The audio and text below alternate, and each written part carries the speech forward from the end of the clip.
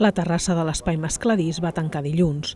Ahir alguns treballadors s'afanyaven en recollir part del material que feien servir. La terrassa era la cara visible d'un projecte que a través de la formació insereix laboralment immigrants sense papers o persones en exclusió. Els responsables de Mescladís han fet pública la informació a través de Twitter.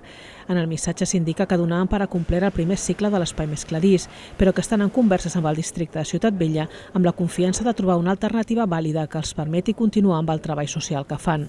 Fons del districte han indicat que efectivament existeix un diàleg amb aquesta entitat, però aclareixen que és un diàleg que el districte també manté amb totes les entitats de la zona. Mescladís s'ha hagut de deixar aquest espai perquè els gestors actuals no van obtenir la millor puntuació en el concurs públic que es va convocar el 2017 per gestionar-ho.